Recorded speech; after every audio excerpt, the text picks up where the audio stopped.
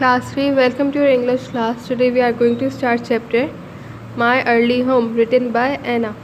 आज हम अपना चैप्टर शुरू करेंगे My Early Home, page number 26.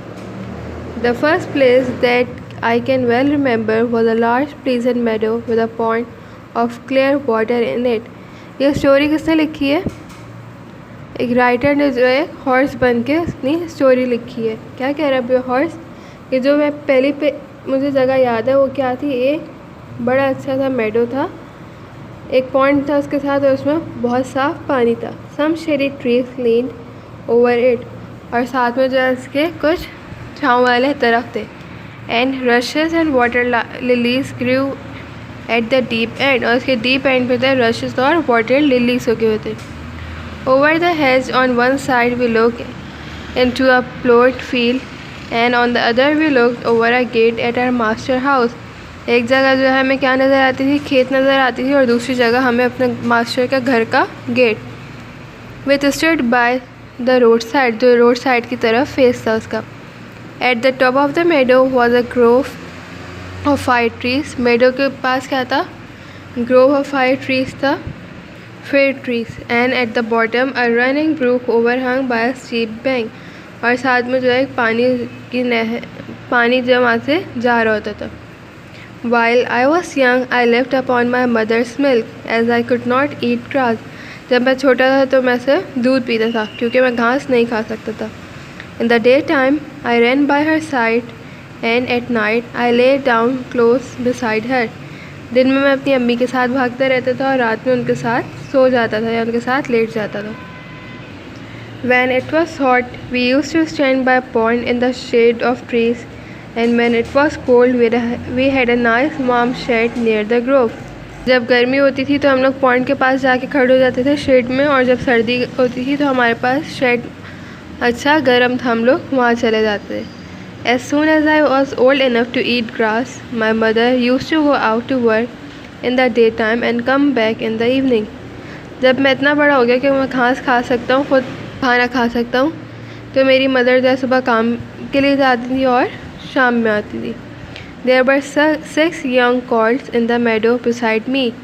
मेरे अलावा 6 और छोटे घोड़े थे. कॉल कहते हैं घोड़े के बच्चे को, मेल हॉर्स को. They were older than I was, लेकिन वो मुझसे बड़े थे. Some were nearly as large as grown up horses. कुछ इतने बड़े हो गए थे जैसे फुल हॉर्स ग्रोन अप जो होता है. I used to run with them and had great fun. मैं उनके साथ भागता था और मुझे बहुत मज़ा आता था. We used to gallop all together round and round the field as hard as we could go. हम जो जितने तेज़ दौड़ सकते थे हम फील्ड के इर्द गिर्द जाते थे. Sometime we had rather rough play, for they would frequently bite and kick as well as gallop. कभी कभार जो हम लोग थोड़ा सा रफ खेलते थे कि कभी किसी ने किसी को काट लिया और किसी ने किसी को किक कर दिया. One day when there was a good deal of kicking, my mother whined to me to come to her. एक दिन जब बहुत ज़्यादा किक करने लगे दूसरे कॉल, तो मेरी मदर ने मुझे चीख के बुलाया. And then she said, I wish you to pay attention to what I am going to say to you. क्या कहा कि अब जो मैं तुम्हें बात कहने वाली हूँ वो तुम मेरी तवज्जो से सुनना. The colts who are here are very good colts, but they are cart horses colts. यहाँ जो घोड़े हैं वो बहुत अच्छे हैं, लेकिन कार्ट हॉर्सेस के. कार्ट हॉर्स क्या होती है?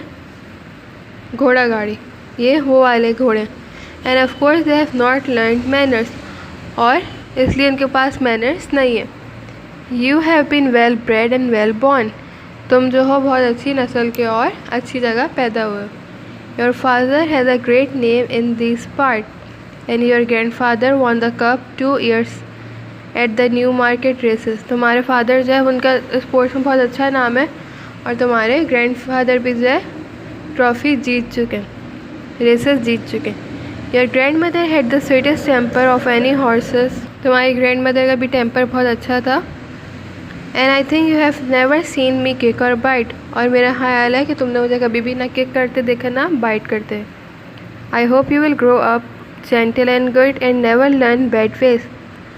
मुझे उम्मीद है कि तुम बड़े होकर अच्छे और तमीज़दार घोड़े बनोगे और बुरे तरीके नहीं सीखोगे. Do your work with a good will. अपना काम अच्छी विल के साथ करो, अच्छी कोशिश के साथ करो. Lift your Lift your feet up well when you are trot and never bite or kick even in play. पाँव सही से उठा के चलो और कभी भी ना बाइट करना ना किसी को किक करना, भले ही तुम खेल क्यों न रहो. I have never forgotten my mother's advice.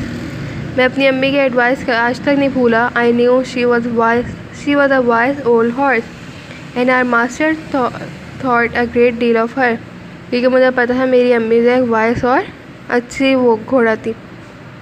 Her name was Duchess but he often call her pet. उसकी अभी का नाम ड्यूचेस था लेकिन उसको अक्सर पेट के नाम से बुलाया जाता था. Our master was good kind man. हमारे जो मास्टर वो अच्छे और नेक इंसान थे. He gave us good food. वो हमें अच्छा खाना देते थे. Good lodging and kind words. He spoke as kindly to us as he did to his little children. वो हमें रहने की जगह भी अच्छी देते थे, अल्फाज भी हम ऐसा अच्छी इस्तेमाल करते थे और इस तरह हमें ट्रीट करते थे जैसे वो अपने छोटे बच्चों के साथ रहते. We were all fond of him and my mother loved him very much. हम सब उनको बहुत पसंद करते थे और मेरी अम्मी भी. When she saw him at the gate she would neigh with joy. जब मेरी अम्मी उनको गेट पे देखती थी हमारे मास्टर को तो वो खुशी के मारे आवाज़ निकालती थी. And trot up to him. और उसके पास जाती थी. He would pat and stroke her and say. उनके सर पे हाथ रखते थे, थपथपाते थे और कहते थे well old Pet how is your little Darkie. मेरे ओल्ड पेट तुम्हारा छोटा बेटा डार्की कैसा है. I was a dull black so he called me Darkie. अब घोड़ा क्या कह रहा है, किस रंग का था, पूरा काला, तो उसको वो उसके मास्टर डार्की कहते थे. Then he would give me a piece of bread. फिर जो मुझे ब्रेड का टुकड़ा देते थे विच वॉज वेरी गुड, जो बहुत अच्छा होता था.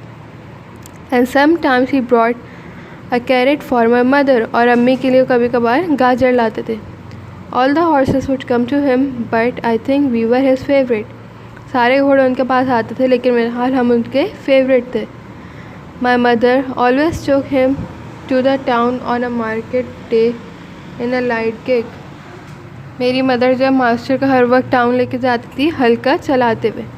There was a plough boy Dick who sometimes came into our field to pluck blackberries from the hedge. एक जहाँ पे लड़का था जो फसल वगैरह उगाता था और कभी कभार आता था ब्लैकबेरीज को तोड़ने के लिए. When he had eaten all he wanted, he would have what he called fun with the colt. जब वो जितनी बेरीज उसको खानी होती थी खा चुका होता था फिर वो घोड़ों के साथ खेलने चला जाता था. Throwing a stone and a stick at them to make them gallop. उन पे पत्थर फेंकता था, स्टिक से मारता ताकि वो उसने घोड़े. We did not mind him much for we could gallop off but sometimes a stone would hit and hurt अस.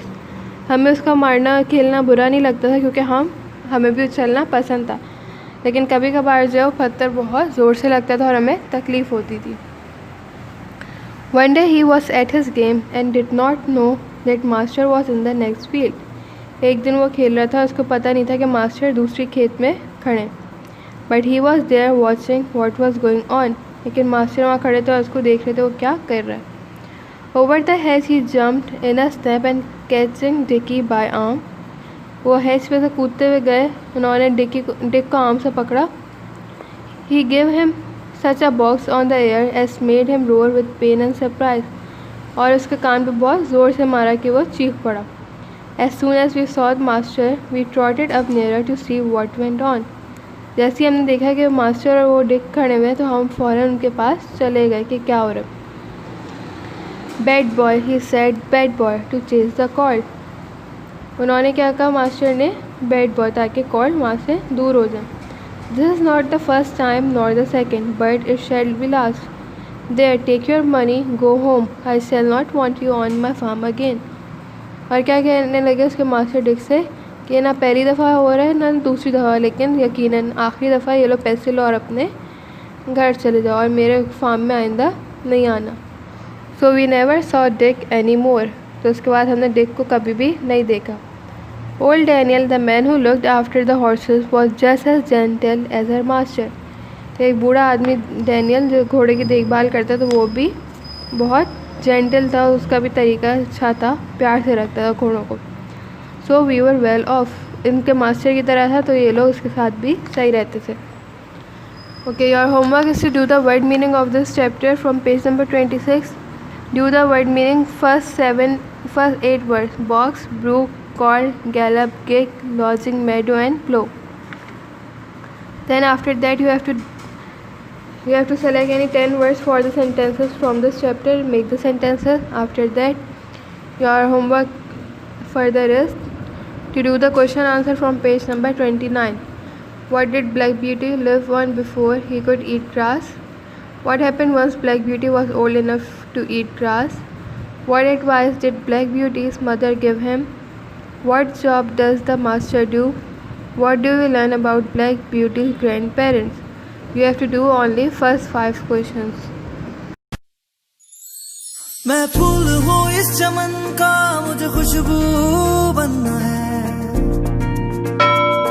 मैं परिंदा हूँ नायाब सा, मुझे अर्श पे उड़ना है। मुझे आगे आगे बढ़ना है, स्पिरिट स्कूल में पढ़ना है। मुझे आगे